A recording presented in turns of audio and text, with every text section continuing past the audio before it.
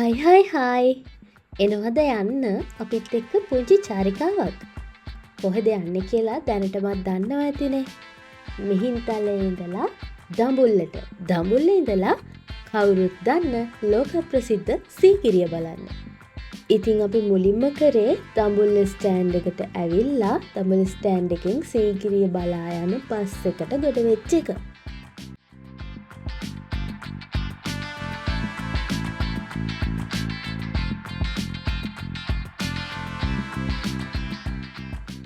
දඹුල්ලේ ඉඳලා සීගිරියට මහ ලොකු දුරක් නැහැ. ඉතින් බස් එකක මේ ගමන යන එක හරි පහසුයි. හැබැයි මේ බස් එක නවත්තන්නේ සීගිරියේ මේන් එන්ට්‍රන්ස් එකේ නෙමෙයි. මෙතනින් බහැලා වටෙන් ගිහිල්ලා තමයි එන්ට්‍රන්ස් එකෙන් ඇතුල් වෙන්න තියෙන්නේ.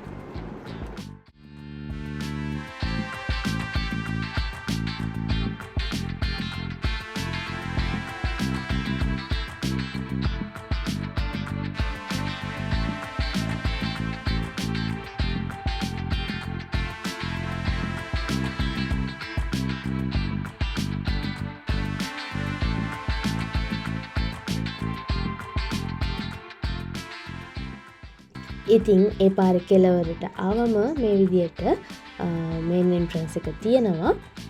මෙතන මේ එන්ට්‍රන්ස් එකට කලින් ටිකට්ස් අරගෙන එන්න ඕනේ. අපේ අනිත් කට්ටිය ඉස්සරහා එන්ට්‍රන්ස් එකෙන් ආව හින්දා එයාලා අපිටත් එක ටිකට්ස් අරගෙන ආවා. මෙතනින් ඇතුළට යද්දී ඒ ටිකට් එකේ QR කෝඩ් එකක් තියෙනවා. ඒ කෝඩ් එක ස්කෑන් කරලා තමයි ඇතුළට යන්න තියෙන්නේ.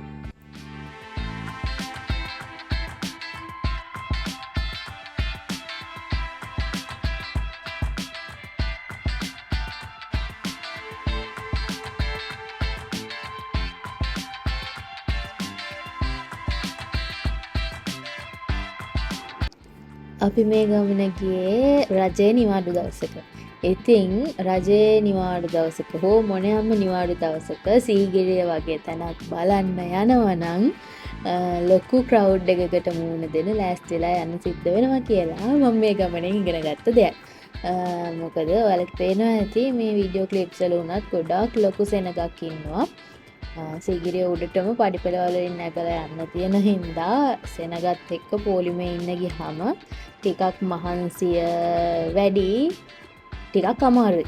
ඉතින් ඔයාලා සීගිරියේ හරි කොහේ හරි ඇවිදින්න යන්න හිතාගෙන ඉන්නවා නම් විශේෂයෙන්ම සංචාරක ආකර්ෂණයේ තියෙන තැනක් බලන්න යන්න හිතාගෙන ඉන්නවා නම් රජයේ නිවාඩු දවස් මග ඇරලා පහසු දවසක් තෝරගත්තොත් ඔයාලගේ ගමන නිදහසේ ගිහිල්ලා එන්න පුළුවන් වෙවි කියලා මම හිතනවා.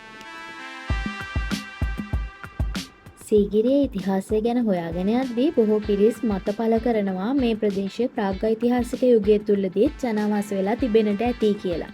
හැබැයි අපි හැමෝම දන්න කාරණයක් තමයි කාශ්‍යප රජතුමා විසින් මේ මාලිගාව සහ ජල උද්‍යානය ඇතුළු ප්‍රදේශය ඉදි කර වූ බවට. කාශ්‍යප රජතුමාගේ ජීවිත කාලයෙන් පස්සේ එතුමාගේ මරණයෙන් පසු 14 වැනි සියවස දක්වාම මේ ප්‍රදේශය ආරාම සංකීර්ණයක් විදිහට පැවතුණා කියලා තමයි ඉතිහාසය කියන්නේ. හැබැයි ඊට පසුව කාලයක් යද්දී මේ ප්‍රදේශය පාළුවට ගිහිල්ලා වන වැදුණු බව තමයි කියන්නේ. ඉතින් කාලයකට පස්සේ බ්‍රිතාන්‍ය ජාතික ගවේෂකයෙක් වුණු ජෝන් ස්ටිල් නැමැති පුද්ගලයා මේ ප්‍රදේශයේ තියෙන නටබුන් අනාවරණය කරගත්තලු. ඊට පසුව සංරක්ෂණය වුණු ප්‍රදේශයක් තමයි අපිට මේ වෙද්දී දැක බලා ගන්නට ලැබෙන්නේ.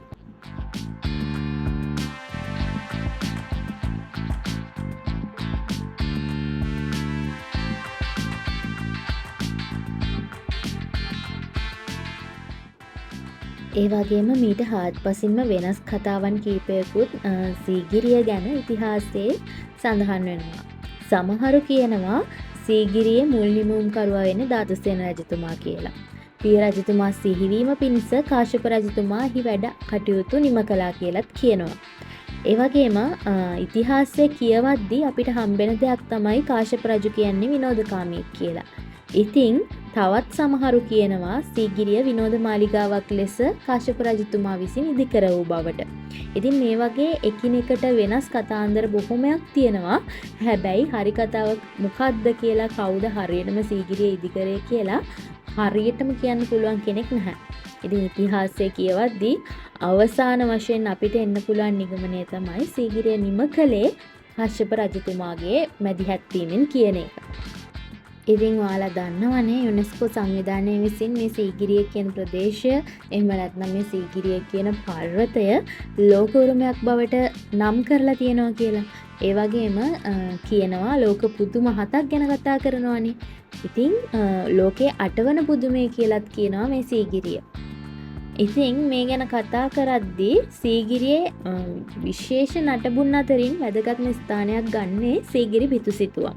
මොකද මේ බිතුසිතුවම් ශ්‍රී ලංකාවේ මෙතෙක් කාලයක් ආරක්ෂා වෙලා තියෙන ආදිතම චිත්‍ර අතරින් එක් කොටසක් කියලා මේ වෙද්දී පරීක්ෂණ වලින් හෙළි වෙලා තියෙනවා.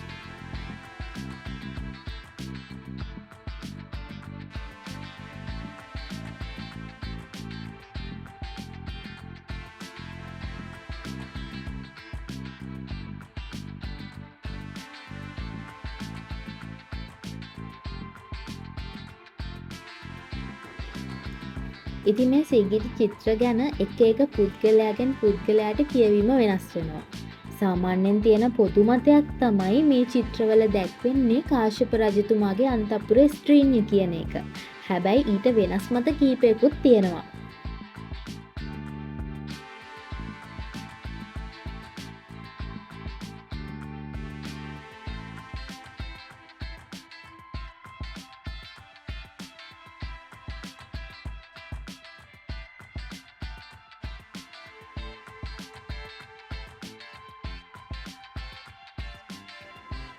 ඉතිහාසය පැත්තකින් තියමුකෝ. ඔය කොයි දේවල් කොහොම වුණත් සීගිරිය කියන්නේ දැක්ක ගමන් පුදුමයට පත්වෙන්න පුළුවන් තැනක්. පඩි ගණනාවක් නැගගෙන මේ කන්ද මුදුනට එහෙම නැත්නම් සීගිරිය පර්වතයේ මුදුනට නගින ගමන ටිකක් අමාරු වුණාට සීගිරිය මුදුනට නැග්ගට පස්සේ පේන view එක හරි ලස්සනයි.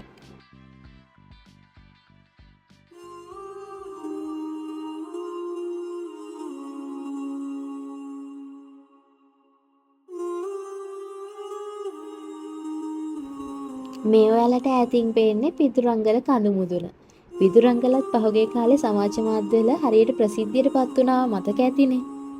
ඉතින් පිදුරංගලේ ඉඳලා සීගිරිය ලස්සන view එකක් පේනවා වගේම තමයි සීගිරිය මුදුනේ ඉඳන් බැලුවම පිදුරංගලත් හරි ලස්සනට පේනවා.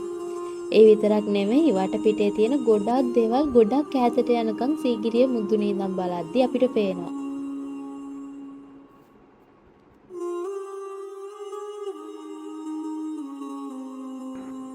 පුදුමයක් නෑ මේ තරම් සංචාරක ආකර්ෂණයක් තියනවා කියන එක. මේක ඇත්තටම ලංකාවේ අපිට නොදැනුණාට මුළු ලෝකෙටම වටින උරුමයක්.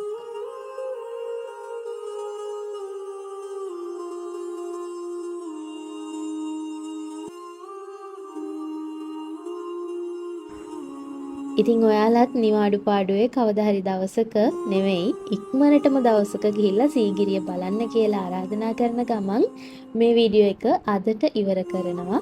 ඉතින් ආයෙත් අලුත් වීඩියෝ එකකින් හම්බෙනකල් ගිහින් එන්නම්. channel එක like කරන්න, comment කරන්න, subscribe කරන්න අමතක කරන්න එපා. යාළුවන්ටත් බලන්න මේ වීඩියෝ එක share කරන්න.